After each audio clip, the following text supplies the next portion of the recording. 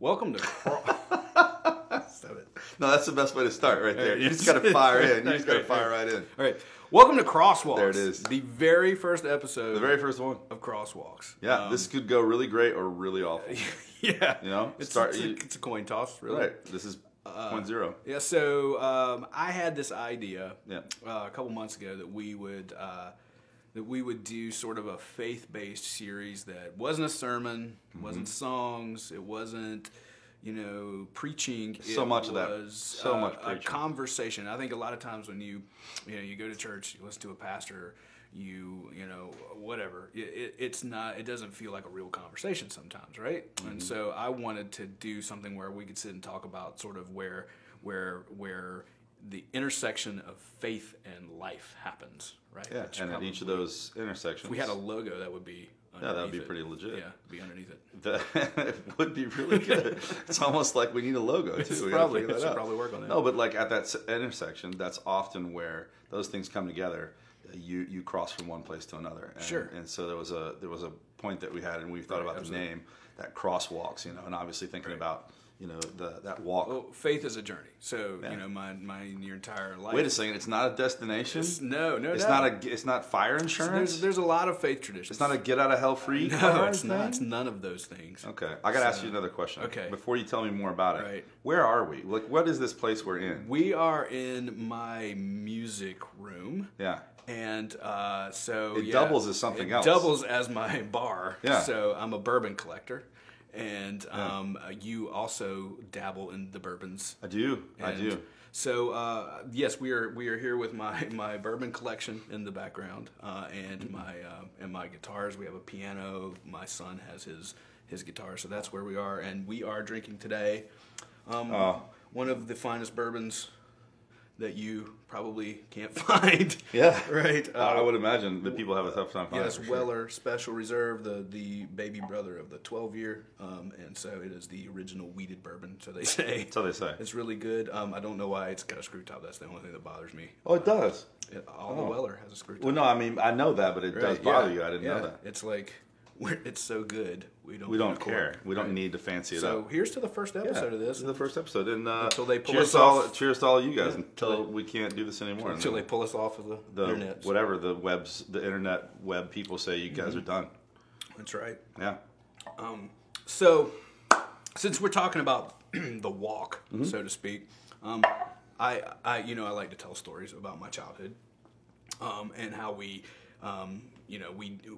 decided for our first one we would talk about why we need to walk with someone. So I wanted to share the saddest story from my childhood. We're starting out this whole thing with the saddest story of your life. Well, it's kind of funny because you got to picture 7-year-old chubby Ashley, right?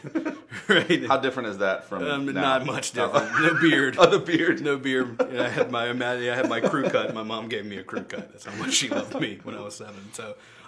So, my church, we did a trip to Carowinds. My very first trip to Carowinds. Yeah. So I hate Carowinds now. I don't like. Really? I don't like to go. This changed you forever. I don't like to go there. At 7. And when I was in college, I went with a girlfriend a couple times and put a smile on my face, but not my favorite place. So when I was 7 years old, we a lot. So this is a true story. Carowinds used to be owned by Hanna-Barbera. Right? I did not know that. They did. So the entire park was themed. They had they had Yogi Bear, and they had Scooby Doo, and they had the island in the middle, which I don't know what they do with it now, where the little paddle boat rides around. That was Smurf Island. We can go if you want to go. I'm gonna pass. Okay. It's not open now anyway. That's true. No, so yeah, it was Smurf Island. They had little Smurf huts. They had blue ice cream, and then they had people in Smurf costumes running around, all that stuff. So we so excited about going to Carowinds. They broke us up in groups. I'm in my group, 2 adults per group. I get lost. Like one of those moments where, you remember as a kid, you ever just have that freak out moment where you're like, I'm alone right now and no one is with me, right? Mm-hmm. So didn't panic, I'm still not a panicker. I wasn't a panicker then, walked around, didn't see anybody, So I did what they teach you in school, right? Go find a security guard or a policeman or whatever. So go to this security guard, great big gentleman, had on the official badge and, like the radio. They give you a radio. That's for real. For reals, For right? real. So told him I was lost. So I thought he'd walk around with me and help me find my group. No, man. Back in those days, this was 1984.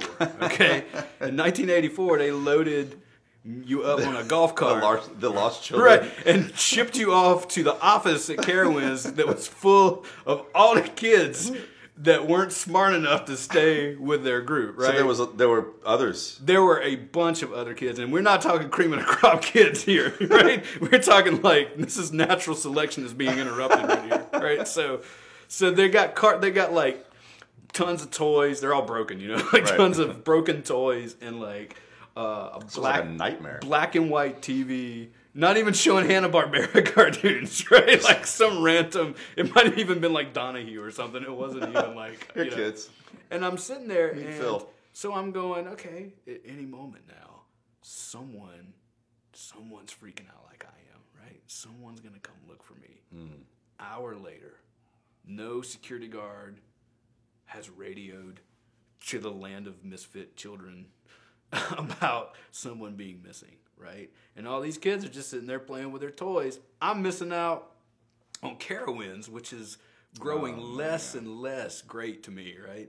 So you know what I do?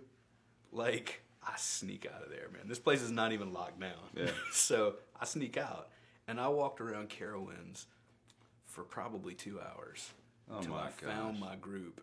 And you know what? Right? They didn't even know I was missing. Oh my gosh. Right? To this day, I don't know if he thought I was in another group or whatever Right. it is or anything. But listen, if you're this, for those of you at home and for you, Yeah. if that ever happens to you, act like you've been freaking out for the last 2 hours, right? This make me feel like I'm not saying that scarred me, But- but I don't like Carowinds, right? Right. So yeah, that was my get lost at Carowinds story. 7 years old, man, felt completely alone. That's awful, man. It's awful. Yeah, it's awful. Well, in the words of a true friend of mine that would want to try to find the humor in the situation, it really smurfed up your feelings about. You know, truth be told, man, you know, you're right, man. Community is where it's at, and in terms of making it through life, and that's one of the reasons that we wanted to do this thing was just to talk about being in community. And you know, Ashley and I get to do a lot of cool things together, and we've been really blessed over the last 4 years, man, of being able to do some really neat stuff. As a matter of fact, I remember early on in our very first like interaction.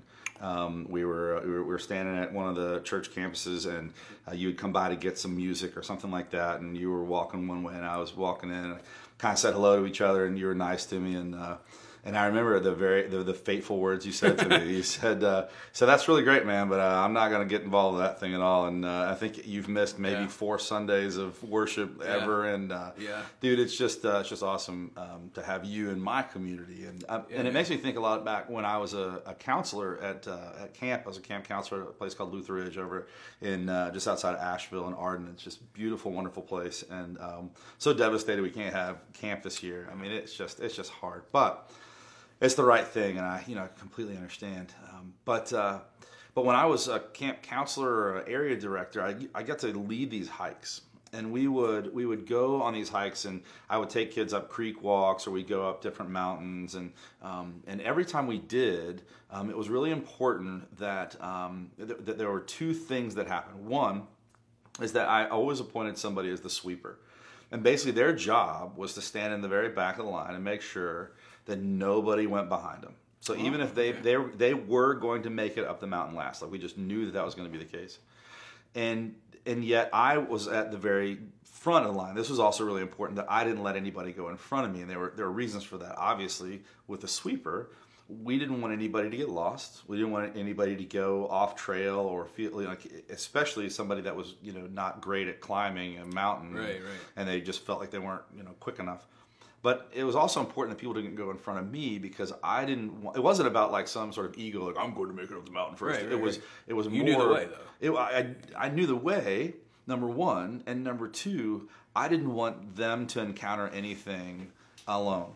I wanted to be the first one there, so that I could make sure that nobody like got into something that they didn't know. Bridges washed out. Right. I mean, and you're in the middle of the mountains. Sure. I mean, we ran across bears from time to time and things like that. So it was it was a thing. But that community, everybody has a role, and and have had some crazy things happen. And I think one of those stories will probably make it into one of our other episodes. But we can't use all our stories. Not of all at once. First episode. But just how everybody has a role, and appointing those folks to make sure that the community stays, together, is really important. It's just a big part, I think, of the faith journey too.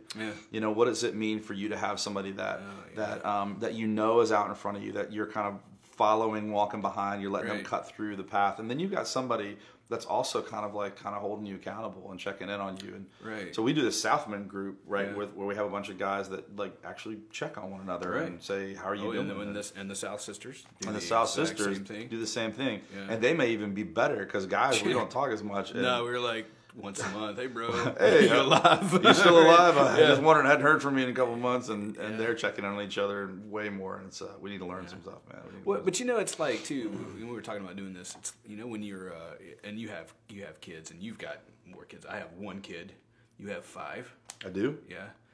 2, 3, 4, 5. Yep, 5. Yep. 5. Mm-hmm. Yeah. Well, one of them is like 20, so you can cross him off the list pretty soon, right? That's right. You've got his. He's old. You've got his car insurance waiting to give to him. Here you go, son. Yeah. So, but when you're a kid and you're getting ready to cross the roads, crosswalks, right? You get ready to cross the road, and your mom would always be like, "Hold my hand," right? And sort of the same thing. Your parent is the leader and the sweeper, right? When you're across the road, right? And you've got 5 kids. I'm sure you guys have been on vacation or something, or Carowinds or Disney or wherever, and you've like, all right, everybody grab a hand, right? And I guess community is kind of like that. I mean, I guess less of a parent thing, but we walk with people, and we have people who walk with us, right? That friend who stands by you, who's always there, who you're going through. I mean, that's the power of community, right? I mean, I've come to realize in the last 4 years that that's kind of what church is, right? Church is not something that you go to. Right. The church is the people who walk with each other. That's exactly right. And you find that group. We have a sign on our refrigerator right in that other room that says, "Friends are the family you choose for yourself." Yeah. Right. And so we've all got those friends who have stood by us in our darkest time. Right. And sometimes those friends are standing with us when we don't realize that they're with us. Or in my case, like with Carowinds, they're looking for us, and we don't know we're being looked for, right? I mean, that didn't happen in my case, but it's true, man. You have that person who you're looking out for, and a lot of times when we've got that friend who's struggling too, we're looking out for them, but we don't stop and think about who's looking out for us too. Sometimes. Yeah, man. I think about a couple of parts of scripture that hit me is. Man, you must be a pastor or something. I you know, went right to man. that. I'm sorry. It's going to happen from time to time. But just like when Jesus sent out the disciples, he didn't send all of them out one by one. Right? He sent them out in twos, that's right? So they were supposed to go together and look out for each other. Even Jesus needed somebody to walk with him. Jesus pulled off his greatest miracle was being 30 years old and having more than one good friend. Right? I mean, that's for real right there. But the other thing I think about is when God, created the human creature and set the creature in the garden and looked and said, everything else was good, right? Sun, moon, day, night, animals, everything else. Good. It's all good. It was good. It was good. And looked at it and said, "This is not good. It's not good that you're alone." God didn't want us to be alone. Didn't want us to we be weren't alone. made to be alone, right? Yeah. Well, so I want to know what do you think about this? Oh man, this is for me. I mean, listen, bourbon's different for everybody, right? Yeah. Everybody's got different bourbons that they like. For me, this is about as good as it gets. I have my first glass of Weller's with you, right? And I drink ice with my bourbon, but I don't with this. Yeah. I want it the way Nothing to change the flavor. So this is as good as gets. Yeah, it's my hands down favorite. It's smooth. It's got a little sweetness to it, a little caramel. Yeah, it's good, man. For me, that's as good as it gets. Yeah. Absolutely. Well, so then our challenges for you. This is one of the things that we're going to do. I think every time is we're going to kind of issue a challenge for the folks that are watching. And, no, I like that. And this challenge is to ask the question: who is your community? Okay. Like you want to be thinking about who is your community. How can you own and kind of name your community? Who stands around you? Maybe for you, who is at the head of your hike? right? Yeah. And who's the one that's sweeping? Who's the one that's making sure that you're okay? Like, who are those people in your life? And I think about, I've got a lot of those folks in my life, but I think it'd be interesting for folks here to like just take a second, and we can't hear you, so say it out loud. Right. Say it out loud in your space. Who's the one in your community that leads for you, Okay. and then who's the one that is never going to let you fall too far behind? Yeah. Who's the one that's got you there, and that one is probably even more important than the one who's out pulling you and pushing you. But isn't that the beauty of faith, though? I mean, you're not walking alone. You don't have to figure this out alone. Man, God put so much power in relationships, right? Yeah. So here's the challenge. Then name that community, and why don't you send them a text?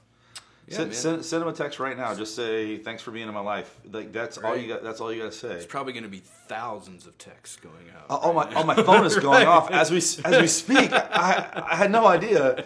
No. Oh man. All right. So we raising a toast. Yeah, man. Let's do that. So here's to you.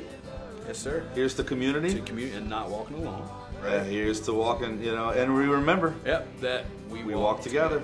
All right. Cheers. There we go. You guys take care. It's awesome. We'll see you if we manage to make another one. If we can get the finances. we can. Yeah. If Netflix doesn't want to pick us up like they were, or they can't afford us, then we'll slightly. Yeah.